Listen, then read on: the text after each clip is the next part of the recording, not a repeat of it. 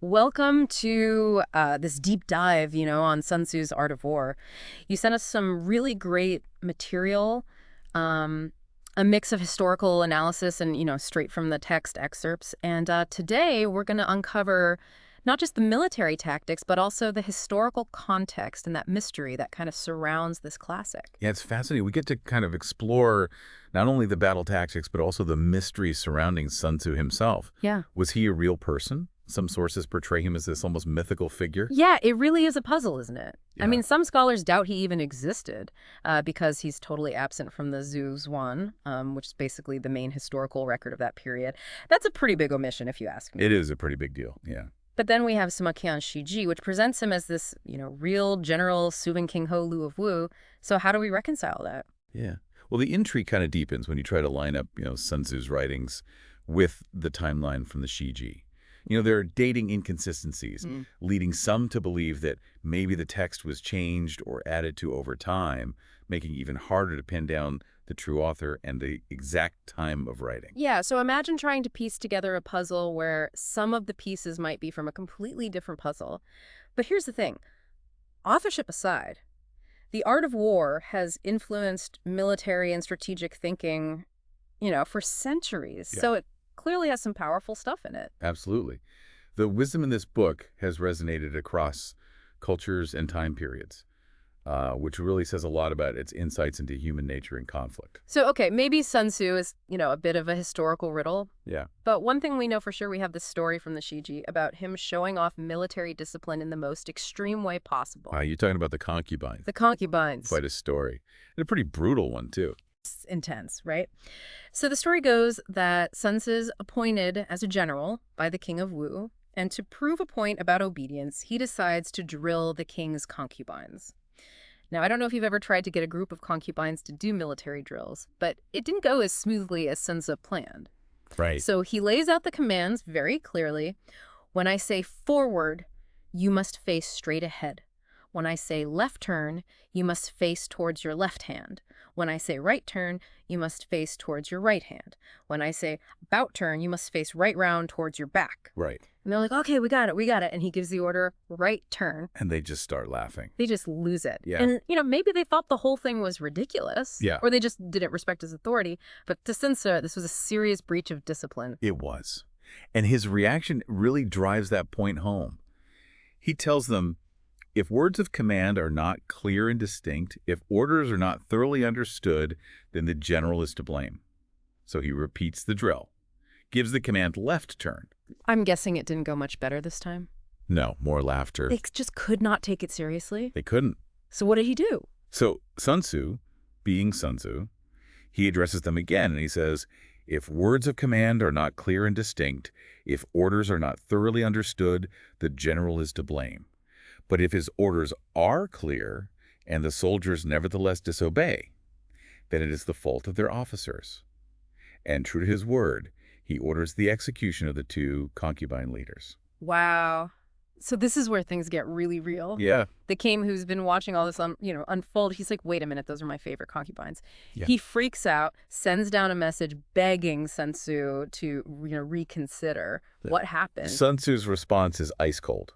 Yeah. He sends back a message basically saying, look, I have a job to do. I'm the general of your army. And in that role, there are some commands I just can't obey, even if they come from you. So he's saying the mission comes first? The mission comes first. He proceeds with the execution.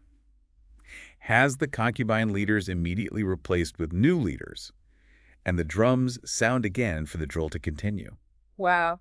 Can you imagine the look on the other concubines' faces? Oh, yeah. I mean, do you think the story is meant to shock us? I think so. But it's more than just a shocking story. I think it really highlights a core principle of Sun Tzu's approach, that discipline is absolutely essential, even if it means defying a king. He says, a conquered army is in a precarious position indeed. It relies for survival on the enemy's good graces.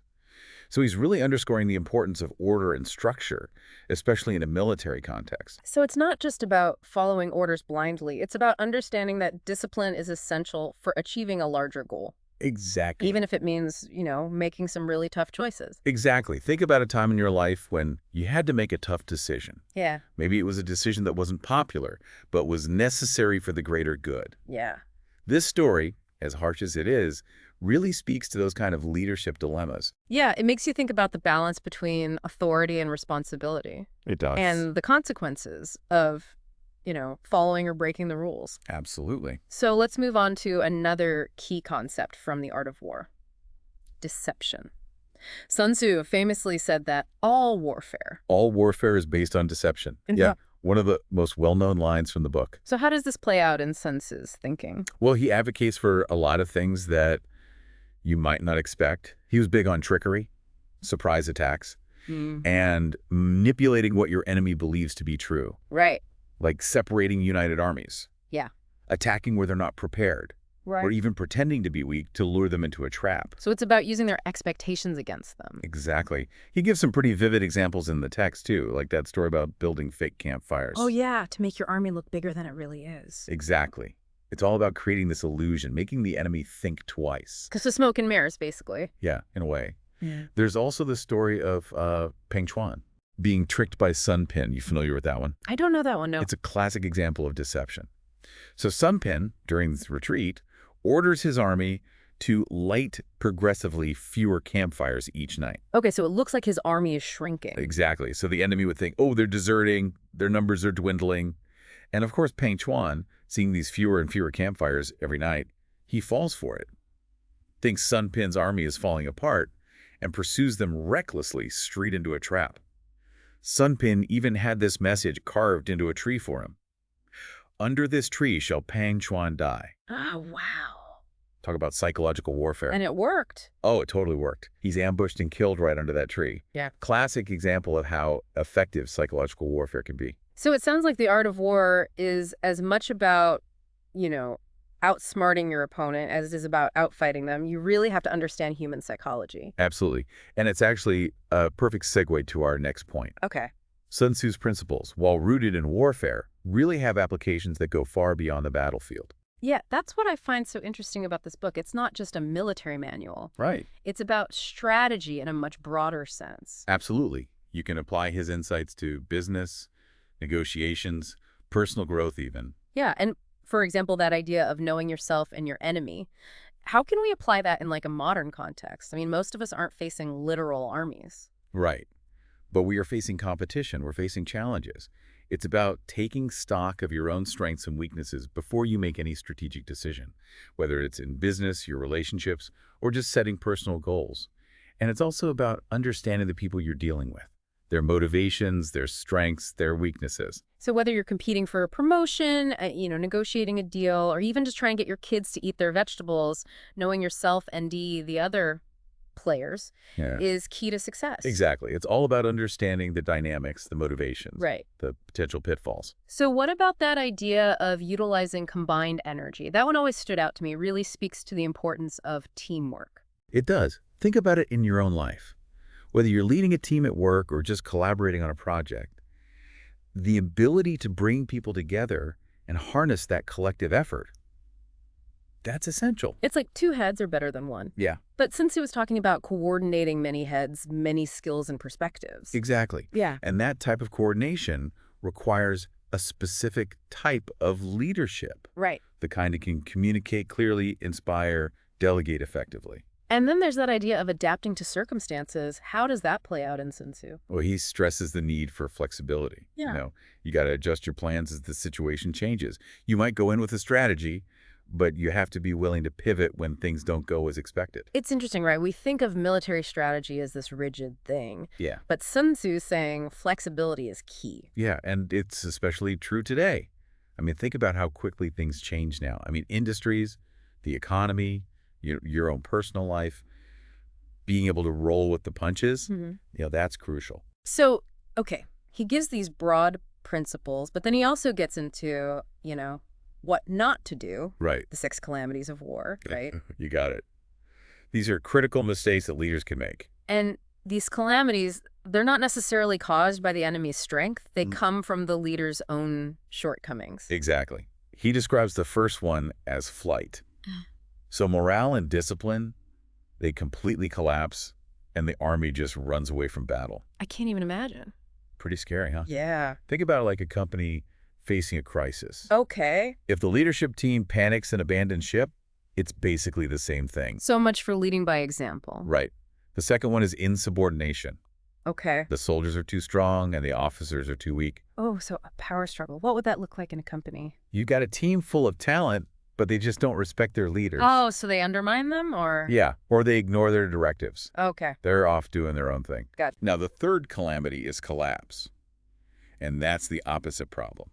Strong officers, weak soldiers. So like a capable leadership team, but the rest of the organization is kind of lagging behind. Exactly. Think of a startup. Yeah. Yeah. Brilliant founder, but the team can't execute. Oh, yeah. I've heard those stories. What about ruin? That's the fourth one, right? Yeah, that's when the officers, they're angry and subordinate, and they start making reckless decisions without the commander's knowledge.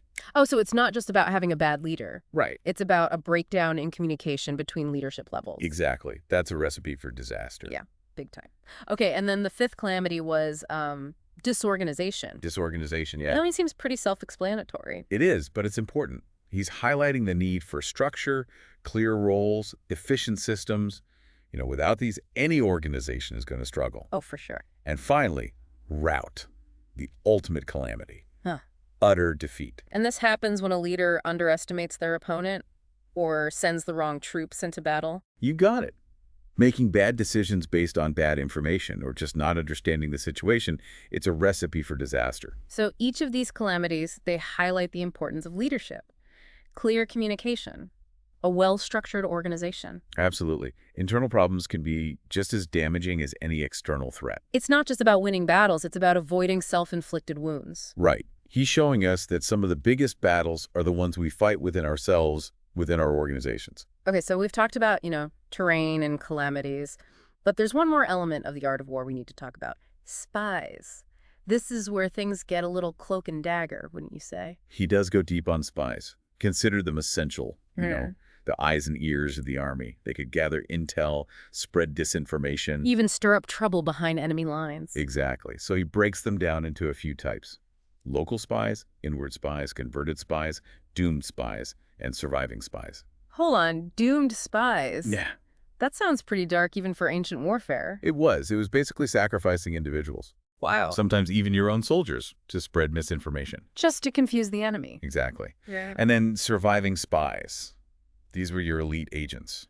Okay, so that's where the name comes from. They actually survived. Yeah, they did. Went deep undercover, got the intel firsthand. So do we have any stories of this actually happening? Absolutely. Yeah. We've got Tasi Wu from the Sui dynasty. Infiltrated the enemy camp disguised as a night watchman. Even went so far as to punish enemy soldiers just to keep up appearances. Wow, that's commitment. Right. And then you've got the doomed spies like Li Yiqi, who was betrayed, Oh, no. sent to negotiate peace. But really, his mission was to spread lies. Mhm. And when the deception was revealed, he was boiled alive. Oh, wow, that's terrible.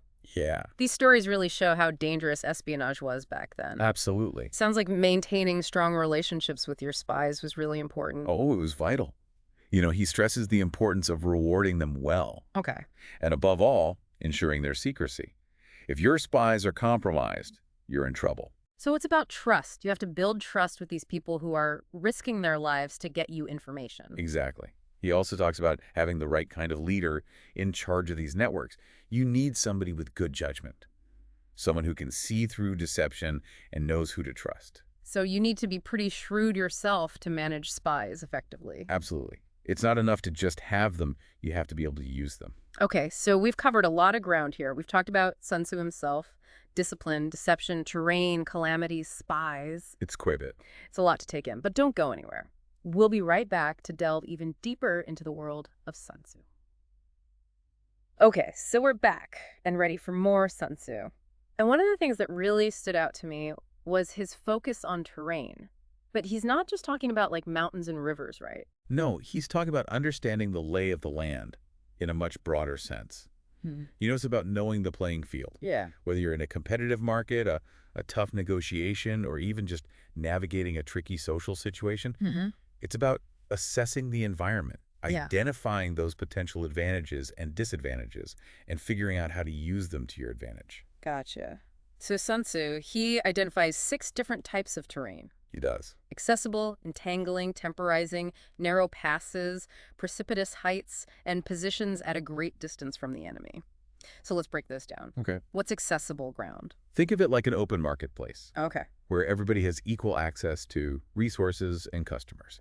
It's that kind of environment where competition is fierce and speed is key. So in that case, it's about being the first mover, You could say that, yeah. grabbing the best positions, making sure you can sustain your operations. Right. Sun Tzu says, be before the enemy in occupying the raised and sunny spots and carefully guard your line of supplies.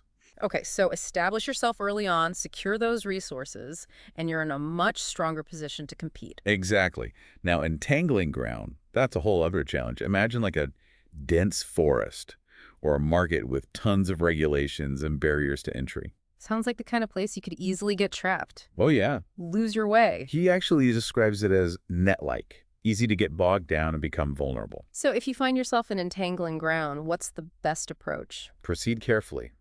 Don't go too deep unless you've got a clear advantage and a way out. Careful planning, knowing your limits. It makes me think of those companies that get caught up in these complex partnerships or legal battles. Hard to get out of, and they just drain all your resources. It's a good analogy.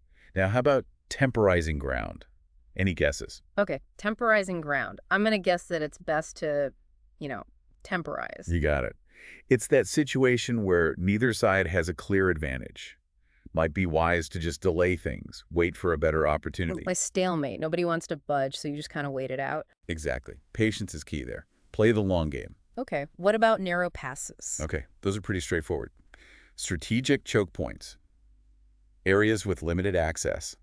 Easy to defend. So in a business context, it could be like a crucial piece of technology or a key trade route that gives you control over a market. Absolutely. Secure those before your rivals, and you've got a major advantage. Like controlling the bottleneck. Okay, so what about precipitous heights? Precipitous heights. Where do you think those fit in?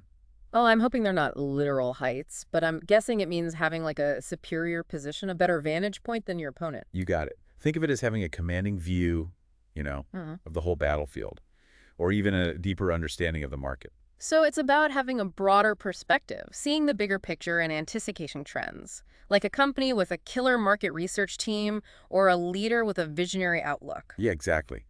Sun Tzu says, if you are beforehand with your adversary, you should occupy the raised and sunny spots and there wait for him to come up. Okay, so establish that position of strength and let the competition come to you. Makes sense. What about positions at a great distance from the enemy? Now, this one can be tricky. It can be good or bad. You might have a nice buffer zone between you and your rivals. But you could also be isolated, cut off from help. So you're saying it's a high-risk, high-reward situation? It is. Think about companies that operate in these really remote markets, or those pursuing these super innovative ideas that nobody else is even thinking about. Kind of like being a pioneer. You could make huge progress, but you're also more vulnerable. Exactly. And that's why Sun Tzu's advice about terrain is so crucial. You got to understand the nuances of each situation you know. Right. Make those strategic choices based on the environment you're in. So it's not about just charging into battle. It's about understanding the situation, knowing your opponent, and making smart decisions about when to advance, when to retreat, when to hold your ground. Absolutely. And that's why the art of war is still so relevant today. Okay, so we talked about the 6 types of terrain. We did. But Sun Tzu, he also talks about those 6 calamities of war. Can you remind us what those are and how they connect to leadership? Of course. These are like the big mistakes leaders can make, big consequences. And it's important to remember, these calamities come from the leader themselves, not the enemy. Okay, so it's not about being outmatched by your competition. It's about making mistakes that make you weak and vulnerable. Right. So the first one is flight. And that's when morale and discipline just totally collapse and the army just runs away. That's a disaster. What would that look like in a modern context? Imagine a company facing like a huge PR crisis, Okay. and the leaders just panic and start blaming each other instead of leading the team through it. Oh, so it creates that every man for himself mentality. It does. Not a good look for leadership. Not at all. Okay, the second one is insubordination. Okay. And that happens when the soldiers are too strong and the officers are too weak. So basically a power struggle.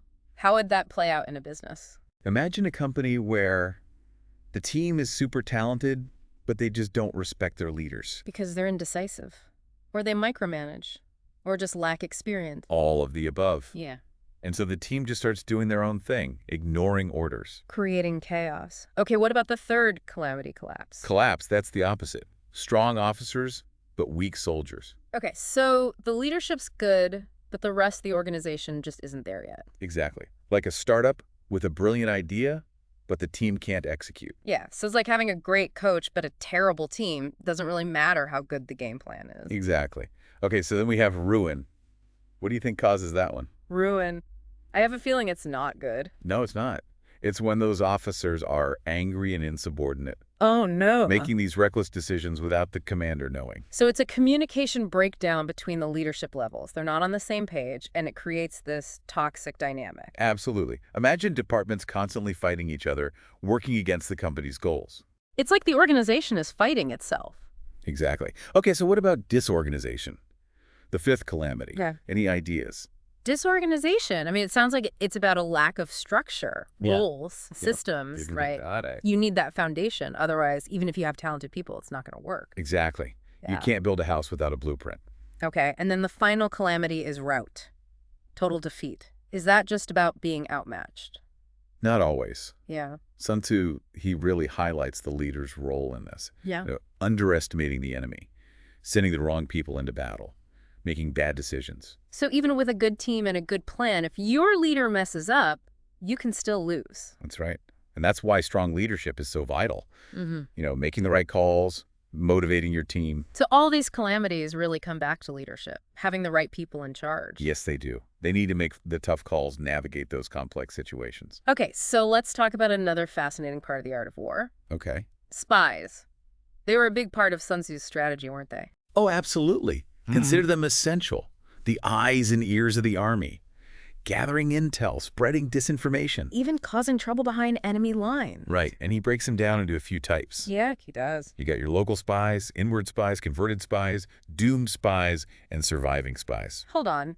Doomed spies? That doesn't sound good. No, it wasn't. Basically sacrificing people. What? Sometimes their own soldiers just to spread misinformation. Whoa. I know. Then you have your surviving spies. These were the elite. Yeah, Well, the James Bonds. so those are the ones that actually made it back alive. Exactly. Went deep undercover, got the intel firsthand. Risky business. Do we have any stories of surviving spies in action? Oh, yeah. We talked about Ta Wu earlier, right? The Sui dynasty. Infiltrated the enemy camp, dressed as a night watchman. Even punished enemy soldiers just to keep his cover. Talk about dedication. And then there's Li Aichi, the doomed spy we mentioned. He was betrayed, sent to negotiate peace, but really his mission was to spread lies. Well, they found out, and he was boiled alive. Oh, wow. That's awful. Yeah, it was a brutal time. Those stories highlight just how dangerous espionage was. It does. So it seems like maintaining a good relationship with your spies was critical for Sun Tzu. It was vital. He talks about rewarding them well, keeping their identities secret. Makes sense you don't want to lose your sources, but wasn't it difficult to manage all those spies? Oh, it was. And he stresses that you need the right kind of leader for that job. Somebody with good judgment. Someone who can spot a liar a mile away. Yeah, who knows who to trust. That's key. So you need to be pretty sharp yourself to be a spy master. You do. You got to be able to read people you know, decipher information, and turn that raw intel into something useful. It's like being a detective. It is. You got to connect the dots and see the bigger picture. Okay, so we've talked about terrain calamity spies. We're really getting into the nitty-gritty of the art of war here. We are. And all this leads to another fascinating aspect of Sun Tzu's thinking. Okay. The moral dimension of warfare. Okay, so we're back. And I gotta say, after all that Sun Tzu, my head is spinning. Ancient battle tactics, leadership lessons, and wow, some deep insights into just human nature, you know? It's amazing how relevant this stuff still is. It really is. Sun Tzu's work, it's not just some old military manual. It's a guide to strategy, to conflict, to understanding people, and that's timeless. Those ideas about, anticipating your opponent's moves, using your resources wisely, and aiming for victory without, all the fighting that resonates no matter what time period you're in. Yeah, it makes you wonder how much human behavior, especially when it comes to competition, has really changed over the centuries. Right. I mean, think about the business world today. Companies are always fighting for market share, trying to outsmart each other, launching new products, disrupting whole industries. It's a constant battle for advantage. So you're saying even though we don't have armies with swords and chariots anymore, the core principles are the same? Exactly. Sun Tzu's ideas, they still apply in today's world in the boardrooms, just like they did on the ancient battlefields. Okay, so can you give me like a concrete example of how this would work in a business setting? Sure. Knowing your company's strengths and weaknesses, that's straight from Sun Tzu. Understanding your competitors, what drives them, what they're good at, where they struggle, Hmm. that's essential for making the right decisions. And of course, being able to anticipate those market trends Right. and adapt to change, well, that's pure Sun Tzu, and it's more important now than ever. Yeah, I mean, it's like he's giving us this roadmap to success, even though the world has changed so much, you know? Right. It comes back to that idea of knowing yourself and your enemy. Yeah, and it's not just about having information. It's about really getting into your opponent's head, understanding what makes them tick, what they fear, what they want, Hmm. putting yourself in their shoes. So it's like a game of chess, you know? You have to think several moves ahead, anticipate all the possibilities, and be ready to change your strategy as things play out. And of course, there's that famous quote, "The supreme art of war is to subdue the enemy without fighting." How do we apply that to modern life? Most of us aren't exactly commanding armies. No, but we all face battles in some form. Sure. It might be a tough negotiation at work, or a competitive job market, or even just a personal conflict you're trying to resolve. So what's Sun Tzu's advice for those situations? How do we subdue the enemy without actually fighting? Well, it's about being strategic, picking your battles, understanding the situation, using your resources wisely, and finding that path to victory that causes the least, conflict and damage. So it's not about avoiding conflict altogether, but approaching it in a smarter, more strategic way. Exactly. Using your intelligence, your creativity, and your understanding of human nature to get what you want while minimizing the negative consequences. It's about being a leader, not a fighter. Yeah. Finding those win-win solutions whenever you can. Yes. And that's what makes Sun Tzu so brilliant.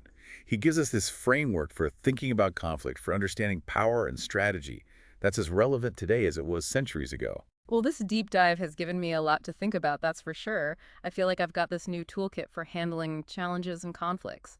Ready to take on the world, or at least my to-do list. That's the spirit. And remember, the best victory is often the one you win without a fight. Wise words from Sun Tzu. Thanks for taking us through all of this ancient wisdom. Until next time, everybody keep those strategic minds sharp.